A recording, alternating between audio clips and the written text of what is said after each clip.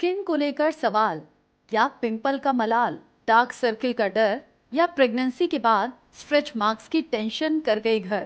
खाने के रूटीन का असर कहीं पड़ ना जाए चेहरे पर। अगर ये है आपके दिल का डर और चाहिए जवाब खुलकर, तो आज हम महिलाएं का ये एपिसोड आपके लिए है। पेशे से कॉस्मेटिक सर्जन और डर्मेटोलॉजिस्ट डॉक्टर सौम्या और डॉक्टर सोनल हिंदुस्तान की वो बेटियां हैं जो नारी को लुक्स की भारी टेंशन से निजात दिलाती हैं। 300 से ज्यादा अवार्ड्स जीते, 20,000 से ज्यादा पेशेंट्स का इलाज किया। कहती है लुक्स अब लक नहीं, महिला का हक है। अब खूबसूरती पर ग्रहण नहीं लगेगा, 4 चांद लगाने के लिए सौम्या और सोनल है ना। हम महिलाएं में आज ब्यूटी टूल्स को आपका उसूल बनाने के लिए देश की 2 खास डॉक्टर्स की कहानी। इस कहानी में खूबसूरती का ख्वाब है, ब्यूटी टिप्स बेहिसाब हैं, एंटी एजिंग टिप्स लाजवाब है। हम महिलाएं में आज डॉक्टर सौम्या और डॉक्टर सोनल को सुनिए। हम महिलाएं के आज के एपिसोड में आप सभी का बहुत स्वागत है। आपके साथ मैं रचना बंसल। इससे पहले हम महिलाओं की सेहत की बात तो बहुत बार कर चुके। आज महिलाओं की खूबसूरती की बात होगी, चेहरे की बात होगी। और जब बात चेहरे या खूबसूरती की आती है तो ऑब्वियस ही बात है, स्किन की भी आती है। कई बार बढ़ती एज में बहुत सी प्रॉब्लम्स हमें घेर लेती हैं या परेशानी देती हैं, और कई बार तो कम एज में भी स्किन से जुड़ी हुई प्रॉब्लम्स आती हैं। तो फिर हम क्या करते हैं, हम जाते हैं अच्छे डॉक्टर के पास, डर्मेटोलॉजिस्ट के पास, और फिर वहाँ से ट्रीटमेंट कराते हैं। तो आपकी कोई भी समस्या है तो आज का शो आप ज़रूर देखिएगा, क्योंकि आज आपको यहाँ बहुत से सवालों के जवाब मिलने वाले हैं। क्योंकि हमारे साथ हैं देश की जानी मानी 2 अच्छी डर्मेटोलॉजिस्ट, डॉक्टर सौम्या हमारे साथ हैं, डॉक्टर सोनल हमारे साथ हैं। आप दोनों का ही बहुत स्वागत। डॉक्टर सौम्या, मैं आपसे शुरुआत करना चाहूँगी। आपके पास तो अलग अलग तरह के पेशेंट्स आते होंगे। मैं पिंपल्स से शुरुआत करना चाहूँगी। बहुत ही कॉमन सी समस्या है। पहले ये कहा जाता था कि टीनेज में पिंपल्स आते हैं, फिर बढ़ती एज के बाद में चले जाते हैं। लेकिन हम देखते हैं कि बहुत से केसेस में 40 प्लस जो महिलाएं होती हैं उनमें भी पिंपल्स आ रहे होते हैं। तो इसके रीज़न क्या हैं और कैसे छुटकारा पाएं? बिल्कुल। तो पिंपल्स की बात करी जाए या एक्ने वल्गैरिस की बात करी जाए तो ये बेसिकली एडोलेसेंस एज में होता है। और ये इस एज में क्यों होता है, क्योंकि उस एज में हमारी हार्मोनल फ्लक्चुएशंस होती हैं, हार्मोन्स अप एंड डाउन जाते हैं। तो एडोलेसेंट एज ग्रुप में आता है और 25 की एज तक चला जाता है। लेकिन पहले भी ऐसा होता था कि अडल्ट में एक्ने होते थे, पर अब ज़्यादा दिख रहे हैं। उसके बहुत सारे कॉजेज़ हैं, तो उसे अडल्ट एक्ने बोलते हैं। तो अडल्ट एक्ने के हार्मोनल कॉजेज़ होते हैं, जिसमें थायराइड डिजीज़ आती है, PCOD की डिजीज़ आती है, इंसुलिन रेजिस्टेंस आती है, डायबिटीज़ आती हैं, कोई मेडिकेशंस ले रहे हो आप, जैसे कि स्टेरॉइड्स ले रहे हो। ओल्डर फीमेल्स में क्या होता है कि जब वो प्री मेनोपॉजल या मेनोपॉज को अप्रोच करती हैं, तो हमारे अगेन फीमेल हार्मोन्स और मेल हार्मोन्स का इम्बैलेंस हो जाता है। तो उससे भी हमारे पिंपल्स या एक्ने आने की संभावना रहती है। दूसरा, क्योंकि ये लाइफस्टाइल इशू है, और आजकल का लाइफस्टाइल पहले से मुकाबले में आजकल हमारा जो लाइफस्टाइल है, जंक का इंटेक ज़्यादा है, स्ट्रेस ज़्यादा है, सर्केडियन रिदम ख़राब रहता है, लोगों की बहुत ज़्यादा नाइट ड्यूटीज़ रह रही हैं, स्लीप पैटर्न अच्छा नहीं है। तो ये सब वजह से ये सारी लाइफस्टाइल डिजीजेस बढ़ गई हैं, जिसमें पिंपल्स की बीमारी एक वन ऑफ देम है। अच्छा, आपने कहा कि ये सब हैबिट्स और आपका रूटीन क्या है, ये आपके स्किन पर इफेक्ट डालता है। अब कई महिलाएं ऐसी भी हैं जो आज 40 प्लस हैं। अब 20 साल पहले तो सब रूटीन उनका ठीक था, लेकिन उन्हें स्कूल टाइम से जो पिंपल्स होते थे वो अभी तक ऐसे ही हैं। तो हार्मोनल इम्बैलेंस तो कभी होता है, कभी ठीक होता है, कभी नहीं होता है। तो वो हमेशा अगर रह रहे हैं तो उसके पीछे रीज़न क्या है? नहीं, ऐसा नहीं होता है। आपको प्रॉपर इवैल्यूएशन करना पड़ता है ना। किसी को अगर पिंपल्स हो रहे हैं तो उसका प्रॉपर इवैल्यूएशन करना चाहिए कि वजह क्या है। बियॉन्ड 25 एक्ने आपको नहीं आने चाहिए। अगर आ रहे हैं तो इसका एक प्रॉपर इवैल्यूएशन की जरूरत। अगर आप हर बार आपको एक्ने आते हैं और आप छोटा मोटा ट्रीटमेंट कर लेते हो तो फिर वो एक पर्सिस्टेंट प्रॉब्लम रहेगी। तो जब बुजुर्गों से हमने ये भी सुना है कि तुम्हारा पेट खराब होगा इसलिए पिंपल्स आ रहे हैं, ऐसा होता है क्या? देखो, डाइट से डेफिनेटली रिलेशन होता है, पर वो एक ट्रिगर होता है। इट इज़ नॉट, वो कॉज नहीं होता एक्ने का, वो एक ट्रिगर होता है। तो बहुत सारी खाने की पदार्थें होती है जो ट्रिगर कर सकते हैं उन लोगों को जिनको ऑलरेडी टेंडेंसी है पिंपल्स बनने की। अच्छा डॉक्टर सोनल, चूँकि बढ़ती एज के साथ बहुत सी प्रॉब्लम्स आ जाती हैं, रिंकल्स आ जाते हैं या झाइयों की दिक्कत बहुत ज़्यादा रहती है, लेकिन हम देख रहे हैं बढ़ते वक्त के साथ ये कि कम एज में भी लड़कियों को दिक्कत आ रही है। इसके पीछे रीज़न क्या और कैसे बचें? मैं डॉक्टर सौम्या की बात पे अगेन एम्फेसाइज करूँगी कि आज के टाइम पे लाइफस्टाइल बहुत ज़्यादा हमारा डिस्टर्ब हो गया है। पहले की लेडीज़ बहुत एक्टिव रहती थी फिज़िकली, घर के कामों में भी काफ़ी इन्वॉल्व रहती थी। आजकल हमारा most of the time sitting job हो गया है, देन स्क्रीन टाइम बहुत बढ़ गया है। हम फ़ोन्स और लैपटॉप्स के इतने आदी हो चुके हैं कि हर वक्त हम स्क्रीन के सामने रहते हैं, फिर उसको सही तरीके से प्रोटेक्ट नहीं कर पाते। दूसरा फिर एनवायरमेंटल चेंजेस जो हम आज के समय में देख रहे हैं, जो इतना एक्सेस पोल्यूशन और जो हमारी स्किन पे एक स्ट्रेस फैक्टर की तरह काम करता है।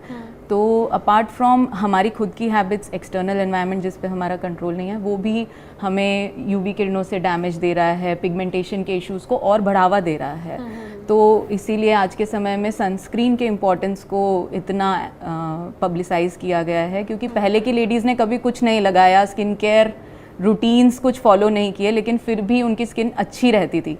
एंड मोस्ट ऑफ द बच्चे जो मेरे पास आते हैं ये कहते हैं मेरी मम्मा की स्किन तो इतनी अच्छी है, उन्होंने कभी एक सनस्क्रीन तक नहीं लगाया। बट हम आज के टाइम पे ऐसा फेस कर रहे हैं कि हर दूसरे दिन कभी झाइयों की परेशानी, कभी मुहासों की परेशानी। ये क्यों हो रहा है? तो कुछ चीज़ें हमारे कंट्रोल में हैं जो हम कर सकते हैं कि हम अपने खान पान का ध्यान रखें, एक्सरसाइज को अपना एक रूटीन बनाएं, एंड उससे हमारे पीरियड साइकिल भी बेटर होगी। और खाने पीने में ध्यान रखेंगे तो हमारे गट से जो हमारी स्किन हेल्थ रिलेटेड है वो भी अच्छी रहेगी। उसके बाद आता है सुपरफिशियल यानी सतह पे स्किन की केयर, जिसमें आप एक प्रॉपर स्किन रूटीन फॉलो कर सकते हैं, जिसका सबसे इम्पॉर्टेंट स्टेप मुझे लगता है सनस्क्रीन होना चाहिए। अच्छा, ये बताइए, चूंकि आपने पीरियड्स का जिक्र किया और लड़कियों की तो सेहत खास तौर से पीरियड्स से जुड़ी होती है। कई बार हम ये भी सुनते हैं कि पीरियड्स डिले हो गए तो आपको फेस पर दिखने लगे, अलग अलग इफेक्ट दिखने लगे। हमारे इंटरनल ऑर्गन्स का असर भी हमारे फेस पर दिखता है क्या? कई बार हेयर ग्रोथ बहुत ज़्यादा परेशानी दे जाता है लड़कियों को। तो ये जो लक्षण आपने अभी अभी मेंशन किए, जैसे हेयर फॉल, एक्ने या पिगमेंटेशन, ये सारे एक स्पेक्ट्रम ऑफ डिजीज़ में आते हैं, जिसमें मोस्ट कॉमन कारण रहता है पीसीओडी, पॉलीसिस्टिक ओवेरियन डिजीज़ या सिंड्रोम जिसको कहते हैं, जिसमें ग्रुप ऑफ सिम्टम्स होते हैं। मुहासों से शुरुआत हो सकती है, अनचाहे बाल चेहरे पर आने लगते हैं, बाल झड़ सकते हैं फीमेल्स के, वेट गेन यानी वज़न बढ़ सकता है। तो इस तरह की परेशानियाँ पीरियड इरेगुलरिटीज़ से होती हैं, और इसका सही समय पर डायग्नोसिस करना और इसका इलाज करना बहुत ज़रूरी है। और क्योंकि ये एक लाइफस्टाइल डिजीज़ है, तो जैसे कि अभी हमने डिस्कस किया कि हर तरीके से एक्सरसाइजिंग एंड खाने पीने में हमारा जो कार्बोहाइड्रेट इंटेक है उसको कम रखना, प्रोटीन इंटेक अच्छा रखना, fruits, vegetables, healthy eating habits develop करना, ये सब हम, और साथ में जब इसका कंसिक्वेंस हमें पीरियड रेगुलरिटी से दिखेगा तो वही चीज़ हमें स्किन और हेयर हेल्थ पे भी रिफ्लेक्ट होगी। यानी कि हम रूटीन अच्छा रखेंगे तो वो हमारी स्किन पर भी दिखेगा और हेल्थ पर भी दिखेगा। डॉक्टर सौम्या, एक बहुत कॉमन सा सवाल, हर कोई खूबसूरत दिखना चाहता है, स्किन अच्छी उसके लिए होनी चाहिए, और लड़कियों में ये बड़ा क्रेज़ रहता है कि हम जो हमारा नॉर्मल टोन है उससे हम एक टोन और फेयर दिखें। और फिर ऐसे कई रील्स हमारे सामने आ जाते हैं, कई वीडियोस हमारे सामने आ जाते हैं जिसमें हम सेलिब्रिटीज़ को देखते हैं कि पहले तो ये डार्क हुआ करती थी, अभी ये बहुत फेयर और बहुत अच्छी दिखती हैं। तो क्या ऐसा कोई भी ट्रीटमेंट या ऐसी कोई भी मैं कहूँ क्रीम या कोई और तरीका है क्या जिसमें आप अपने बेसिक जो आपका टोन है उससे 1 नंबर या 2 नंबर फेयर हो जाएं, या ये सिर्फ भ्रम है, मिथ है? को ऐसे जो आपकी स्किन टोन होती है, पहले तो फेयरनेस का कंसेप्ट ही रॉन्ग है। जो आपकी स्किन टोन है डेफिनेटली वो तो एक खुद ही एक बहुत बड़ा एक डिस्कशन का टॉपिक है कि शुड वी, क्या हमें फेयरनेस के पीछे भागना चाहिए या नहीं भागना चाहिए, तो वो तो एक अलग ही है। मेरा जो मानना है, फेयरनेस का कंसेप्ट इज़ एब्सोल्युटली रॉन्ग।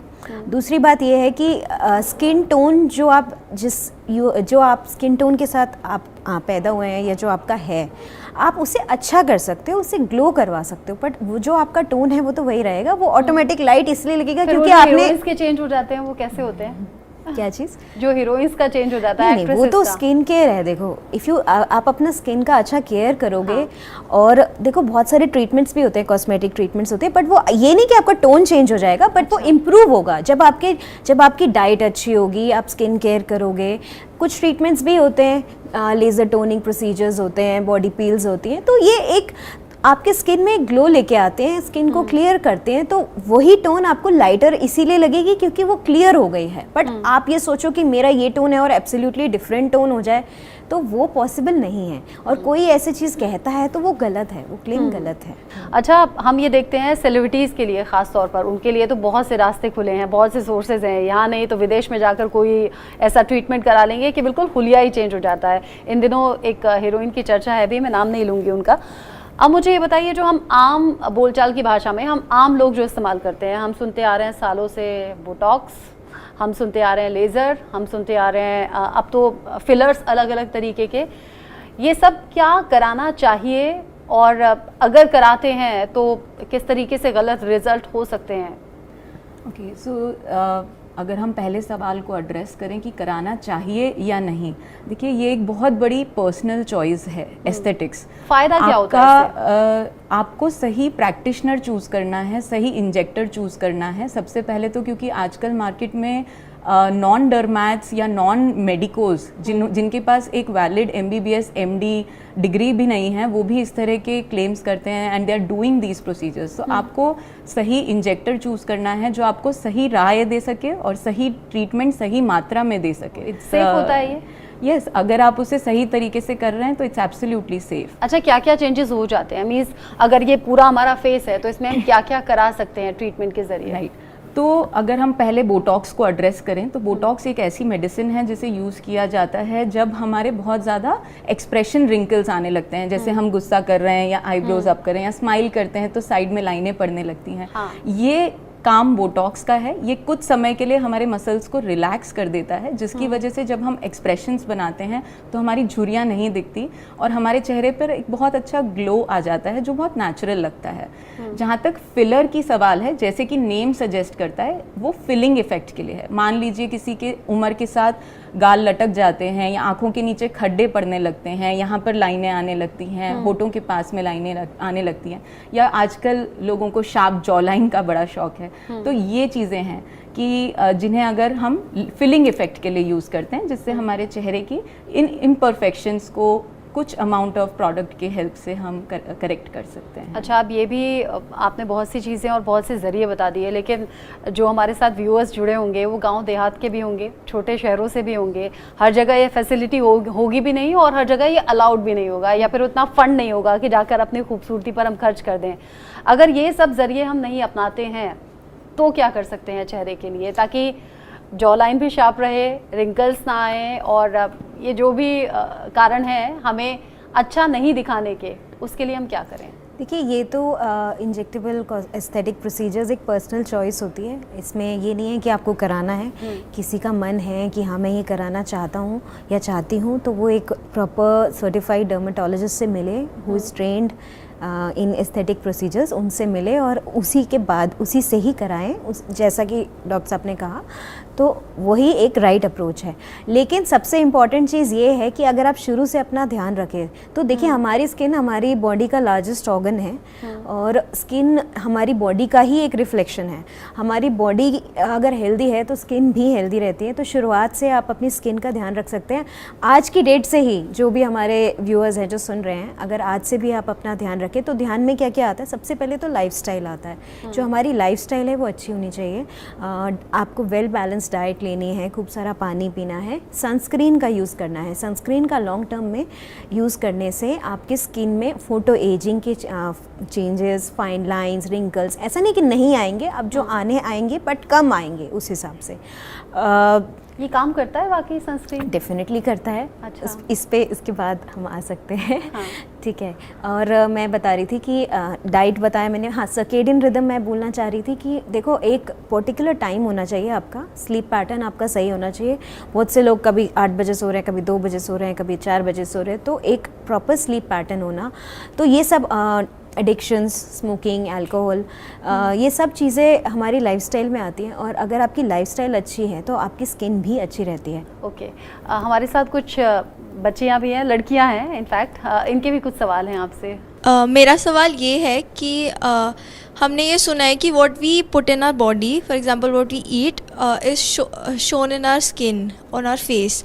तो जैसे कि हम ऐसी कोई चीज़ें हैं जो हमें इनटेक करनी चाहिए for our skin glow dark circles ना आए, उन सब के लिए? हमारी बॉडी में लाइक यू सेड कि जो हम खाएंगे उसका सबसे पहला या सबसे बड़ा असर हमारे स्किन पे दिखता है। जैसे डॉक्टर ने बोला, वो हमारे बॉडी का सबसे लार्जेस्ट ऑर्गन है और सबसे बाहर जो एनवायरनमेंट से सबसे ज़्यादा एक्सपोज्ड है। तो खाने में हमें ऐसी चीज़ें चूज़ करनी चाहिए और क्या नहीं चूज़ करना चाहिए। अगर उस पर बात करें तो you should go for things which are rich in antioxidants. Antioxidants वो होते हैं जो हमारे स्किन में बनने और रैदर बॉडी में बनने वाले ख़राब सेल्स को डिटॉक्सिफाई करते हैं। तो उसमें आप नट्स चूज़ कर सकते हैं, डेली बेसिस पे आप बादाम अखरोट भिगो कर ले सकते हैं। आप कलरफुल फ्रूट्स और सब्जियां अपनी डाइट में ऐड करिए। हरे पत्तेदार सब्जियां जो हमारे हीमोग्लोबिन को भी बनने में मदद करती हैं, जो आपकी पीरियड साइकिल को भी अच्छा रखेगी और वही चीज़ आपकी स्किन पे फिर दिखाई देगी। इसके अलावा कोलेजन जो कि हमारे स्किन का सबसे स्ट्रॉन्ग बिल्डिंग ब्लॉक है। अगर आप नॉन वेजिटेरियन हैं तो आप एग प्रोटीन्स या फिश इनटेक अच्छा रख सकते हैं। अब आते हैं कि क्या नहीं खाना चाहिए। तो जो टीनेज गर्ल्स का हम डिस्कस कर रहे थे या इनफैक्ट एडल्ट एज में जो हार्मोनल पिंपल्स मुहासों की दिक्कत होती है, उसमें एक बहुत बड़ा कंट्रीब्यूटिंग फैक्टर होता है डेयरी प्रोडक्ट्स। आप डेयरी को अवॉइड करें अगर आपको बहुत ज़्यादा मुहासों की दिक्कत है। डेयरी से मतलब है दूध बहुत ज़्यादा मात्रा में ना लें। उसके कुछ सेफ़र फॉर्मुलेशंस हैं, जैसे आप पनीर ले सकते हैं कुछ मात्रा में, घी ले सकते हैं 1 और 2 टीस्पून डेली, बट आप दूध अवॉइड कर सकते हैं। एंड बहुत ज़्यादा चीज़ प्रोसेस्ड फूड अवॉइड कर सकते हैं। पैकेज्ड फूड, कोला, पेप्सी, इस तरह की चीज़ें अवॉइड करेंगे तो आपको उसका स्किन पर डायरेक्टली असर दिखता है। हेलो मैम, मेरा क्वेश्चन ये है, एक यूट्यूब चैनल है वो ये क्लेम करता है कि डेली बेसिस पे मेकअप यूज़ करना या मेकअप यूज़ करना या कोई भी स्किन केयर प्रोडक्ट यूज़ करना हमारे लिए बहुत हार्मफुल होता है। अगर वो हमारी स्किन के अंदर पोर्स में जाता है तो हमें कैंसर भी हो सकता है। और कुछ कुछ इंडस्ट्रीज़ ऐसी हैं जिनमें मेकअप एकदम ज़रूरी है डेली बेसिस पे, तो फिर क्या करें हम? जैसे हमारी मेकअप करना एग्जैक्टली मेकअप करना इज़ नॉट हार्मफुल। मेकअप को चूज़ करना इज़ वेरी इंपॉर्टेंट कि आप अच्छे प्रोडक्ट्स पे जाएं। अपने मेकअप ब्रशेस, स्पंजेस को डेली बेसिस पे क्लीन रखें। हाइजीन का सबसे बड़ा ध्यान रखें। और चूंकि लड़कियों में तो आजकल मेकअप छोटी एज से ही शुरू हो जाता है। यहाँ बच्चियाँ जो बैठी हैं, और हमारा तो प्रोफेशन भी डॉक्टर सौम्या ऐसा ही है।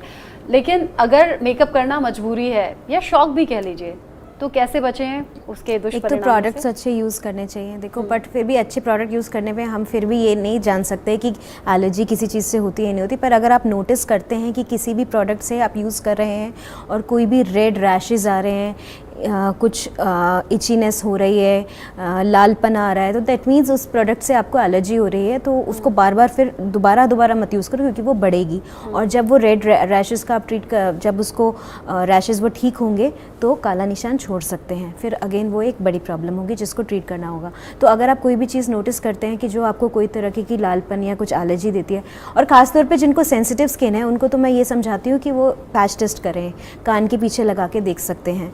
1-2 बार पहले वो करें, उसके बाद ही यूज़ करें। अच्छा, बहुत से लोग हैं जो एकदम डायरेक्ट ऐसे फेस वॉश लिया और ऐसे वॉश कर लिया, उससे मेकअप नहीं जाता है ना? नहीं जा सकता है, डिपेंड करता है कितना थिक लेयर है। एक कॉन्सेप्ट हम है, लोगों के हम प्रोफेशन लोग का जो मेकअप तो डायरेक्ट नहीं जाता, उसमें तो आप लोग, हमें हाँ। क्लेंजिंग मिल्क या Exactly. बेबी ऑयल का Yes, इस्तेमाल yes, करना होता दैट्स है। Why there is a concept जिसको कहते हैं डबल क्लेंजिंग, कि आप पहले क्लेंजिंग पैड पे कोई मिसलर वाटर या क्लेंजिंग ऑयल, डिपेंडिंग ऑन आपकी स्किन टाइप क्या है। ऑयली स्किन है तो आप वाटर बेस्ड क्लेंजर्स प्रेफर कर सकते हैं। ड्राई स्किन है तो आप ऑयल बेस्ड क्लेंजर्स प्रेफर कर सकते हैं। जैसे लोग कहते हैं ना कि टमाटर लगाने से, कॉफ़ी शुगर यूज़ करने से, हल्दी लगाने से ग्लो आता है, वो हम खाएं उससे ज़्यादा मतलब बेनिफिट होगा या फिर लगाने से बेनिफिट होगा? ये हर स्किन टाइप के हिसाब से अलग है, क्योंकि अगर मान लीजिए आपको एक्टिव पिंपल्स हैं, पस वाले मुहासे हो रहे हैं, उस टाइम अगर आप कॉफ़ी या शुगर जैसी चीज़ें यूज़ कर रहे हैं, ये एक तरीके का नेचुरल स्क्रब हो गया।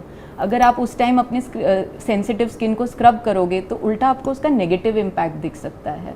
तो टमाटर, अगेन आप विटामिन सी चूज़ कर रहे हो। अगर मुहासे से प्रोन स्किन है, उस पर आप विटामिन सी का कोई एक्सट्रैक्ट लगा रहे हो तो वो आपको मुहासे बढ़ा सकता है। तो आपको याद, अगर आप नेचुरल या हर्बल चीज़ों पे जा रहे हो तो आपको अपनी स्किन टाइप के अकॉर्डिंग उस चीज़ को रिसर्च से चूज़ करना चाहिए। एंड मैंने खुद देखा है अपनी प्रैक्टिस में कि विटामिन सी, अगर आपको पिंपल्स है और आप लगा रहे हो तो आपको ज़्यादा दिक्कत होता है, क्योंकि आजकल विटामिन सी सीरम्स भी बहुत ज़्यादा ट्रेंड में है, लेकिन हर स्किन टाइप के लिए वो सेफ़ नहीं है। अगर आपकी पिंपल प्रोन स्किन है उसमें आप हाई कंसंट्रेशन विटामिन सी लगाओगे तो आपको मुहासे हो सकते हैं। वही अगर आप उसे ओरली इंटेक कर रहे हो तो आपको उसका बहुत अच्छा आउटकम मिल सकता है स्किन के ग्लो के फॉर्म में, बिकॉज तब वो एंटीऑक्सीडेंट की तरह काम करेगा। कुछ और सवाल? हाय, मेरा नाम मोना है और मेरा सवाल ये है कि आजकल सारे लोग कोरियन स्किन्स चाहते हैं, तो वैसे स्किन के लिए हमें क्या करना चाहिए? तो हमारी इंडियन स्किन सेम नहीं है कोरियन स्किन से, या आप चाहो कि अमेरिकन जैसी हमारी स्किन हो या हमारा हेयर हो, या तो जो हमारे पास है, जो स्किन हमारे पास है, जो हेयर हमारे पास है, हम उसको इम्प्रूव कर सकते हैं, उसको क्लीन कर सकते हैं, उसको ग्लो करवा सकते हैं। वो हम कर सकते हैं कि हम उसका ख्याल रखें तो वो इम्प्रूव हो सकती है। बट आप ये सोचो कि मैं बिल्कुल वैसे कोरियन, तो दैट इज़ डिफरेंट एक्चुअली, बिल्कुल रेशियल डिफरेंसेस हो गए ना। मैम मेरा नाम रिया है। कुछ लोगों को टैनिंग रहती है और मतलब वो समय के साथ चले जाती है, पर ऐसा भी होता है कि वो जाती नहीं है, वो हमेशा के लिए रह जाती है। तो वो मतलब किस टाइम अपने आप से जाती है? देखो, अगर टैनिंग आपको है तो पहली बात तो एक तो जो लॉन्ग रन में हम सनस्क्रीन का यूज़ बताते हैं तो उससे टैनिंग इम्प्रूव होती है, एटलीस्ट आगे नहीं आएगी। तो सनस्क्रीन यूज़ करना इसीलिए भी इम्पॉर्टेंट होता है। दूसरी चीज़, जिसको टैनिंग है उसके लिए बहुत सारे इन क्लिनिक प्रोसीजर्स होते हैं जो करे जा सकते हैं, ट्रीटमेंट्स होते हैं। तो वो उसके लिए आप अपनी स्किन टाइप के हिसाब से, अपनी इश्यूज़ के हिसाब से, पिगमेंटेशन के और भी रीजंस होते हैं, कई बार उसके पीछे और रीजंस होते हैं। जैसे एकांथोसिस निग्रिकेंस करके बीमारी होती है जिसमें यहाँ पे पिगमेंटेशन आ जाती है, कई बार नेक में आ जाती है, उसके पीछे इंसुलिन रेजिस्टेंस, डायबिटीज़, ये सब कॉजेज़ होते हैं। तो डिपेंड करता है कि क्या कॉज है, क्या है। तो हर चीज़ ट्रीटेबल है, हम 21st सेंचुरी में हैं, तो it can be treated with the right approach. जब बात अभी सनस्क्रीन की हो रही है तो कई वीडियो सोशल मीडिया पर नज़र आते हैं। सनस्क्रीन कितना लगाएं, कैसे लगाएं? क्योंकि सनस्क्रीन बहुत स्टिकी सा होता है, थोड़ा सा लगाते ही फेस पर लगता है कि बस बहुत हो गया। लेकिन एक वीडियो मैंने देखा जिसमें एक एक्सपर्ट थी, वो कह रही थी ऐसे 2 फिंगर्स पर लेकर इतना सारा सनस्क्रीन लगाएंगे तो काम करेगा। नहीं, डेफिनेटली 2 फिंगर्स से वाला ही प्रोसीजर होता है सनस्क्रीन के लिए। तो सनस्क्रीन ऐसा नहीं है कि स्टिकी होती है, ऑयली होती है, बहुत तरीके की सनस्क्रीन्स आती हैं और सनस्क्रीन्स के भी कॉन्स्टिट्यूएंट्स भी वेरी करते हैं और रिक्वायरमेंट के हिसाब से सनस्क्रीन प्रिस्क्राइब की जाती है।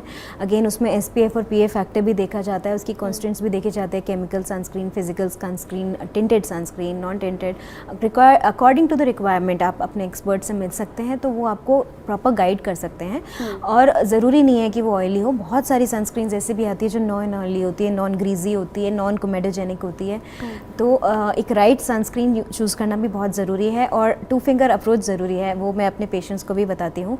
अच्छा, पहले आता था SPF 30, फिर 50, फिर 70 भी अब आप सुनते हैं, तो कौन सा सनस्क्रीन चूज़ करें? एक वीडियो और मैंने देखा था जिसमें एक एक्सपर्ट थी, वो बता रही थी कि कितने प्राइस तक का सनस्क्रीन अगर आप लेंगे तो वो बेटर होगा, क्योंकि मार्केट में बहुत से सनस्क्रीन हैं, 250-300 वाले भी हैं, 400-500 वाले भी हैं। वो कह रही थी 700 प्लस वाला अगर कोई सनस्क्रीन होगा, 100 या 50 ग्राम्स मीन्स छोटा पैकेट, तो वो ज़्यादा काम का होगा। वो जो कम प्राइस वाले हैं वो काम के ही नहीं है। ऐसा कुछ है क्या? कुछ हद तक कहा जा सकता है कि ये बात सही है, क्योंकि कुछ जो कॉस्मेस्यूटिकल ब्रांड्स, इंडिया में हज़ारों सनस्क्रीन के ब्रांड्स हैं। हाँ।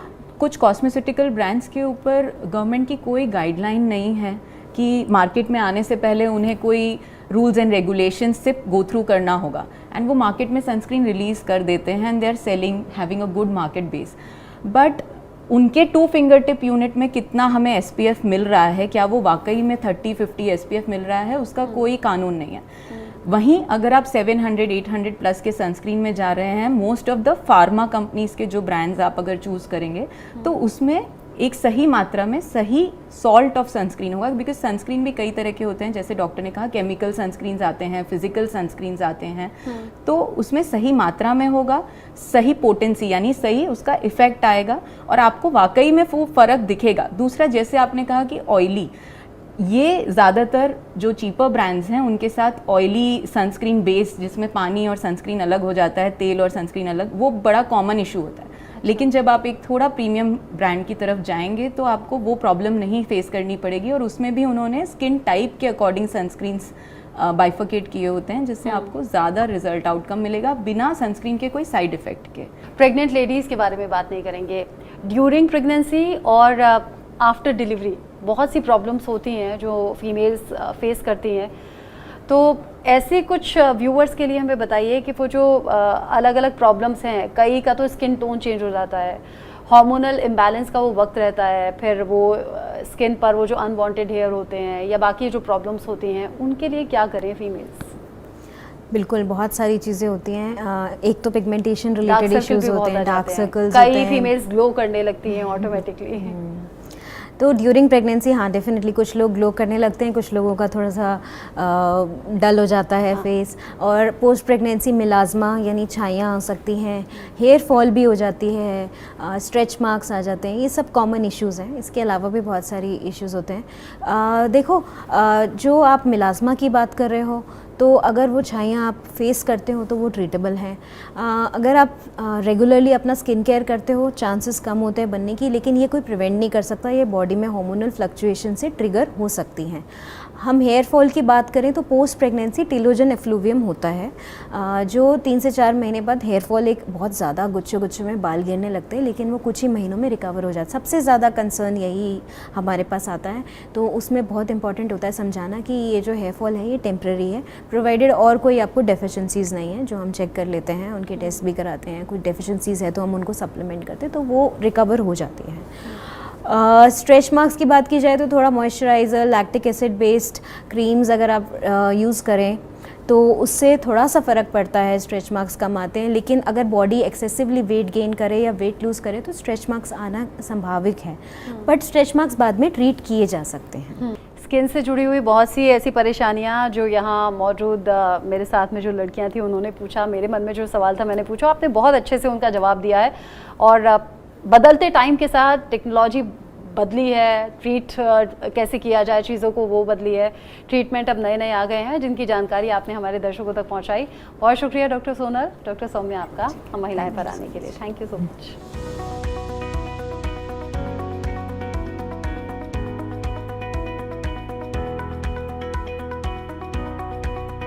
Co-powered by